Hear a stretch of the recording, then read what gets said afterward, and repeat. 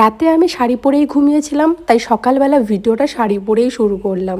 আর কিছু জামা কাপড় কালকে কেচে দিয়েছিলাম, সেটা ভেজাই ছিল, তাই সকালবেলা উঠেই আগে জামাগুলো রোদে দিলাম। তারপর স্নান করে এসে এদিকে সবজি কেটে রেডি করে নিয়েছি। আজকে সোমবার, তাই নিরামিষ রান্নাবান্নাই হবে। তো কি কি রান্না করলাম চলো দেখাই। লাউয়ের চোচা আর আলু একসঙ্গে এখানে ভাজা করেছি, বেশ লাগে খেতে এটা। আর এখানটায় করেছি পালং শাক আলু বেগুন দিয়ে, আর বুটের ডাল করেছি লাউ সিম দিয়ে, আর ছিল বকফুলের বড়া। সবাই মিলে একসঙ্গে খাওয়া দাওয়া করে নিয়েছি। আর যেই জামা কাপড়গুলো শুকিয়ে গেছিলো সেগুলো তুলে নিলাম, আর কিছু জামা কাপড় ধোয়ার ছিল সেগুলোকে ধুয়ে এই যে তারে শুকোতে দিয়ে দিচ্ছি। আজকে আমি দুবার জামা কাপড় ধুয়েছি।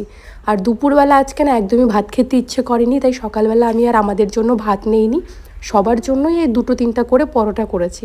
তো এখানে আলুর পরোটা করেছি, আর বাবা যেহেতু আলু খায় না, সুগার আছে, তাই বাবার জন্য এমনি নর্মাল এমনি পরোটা করে দিয়েছি আর কি, বাটার দিয়ে। বাবাকে আর মাকে তো আগে খেতে দিয়ে দিয়েছি, তারপর আমি খাচ্ছি। আসলে তোমার দাদাভাই একটু চুল কাটতে গেছে, তো ও আসতে দেরি হবে, ওর খেতেও দেরি হবে, তাই বললো তুমি খেয়ে নাও, আমি পরে খাবো। তাই সবার খাওয়া দাওয়া হয়ে যাওয়ার পর বাসনগুলো মেজে রাখলাম। তারপর তোমাদের দাদাভাই আসার পর ওকে বানিয়ে দিয়েছিলাম। আমরা তো খেয়ে নিয়েছি, বাবুরও খিদে পেয়েছে, তাই বাবুকেও খাওয়ালাম।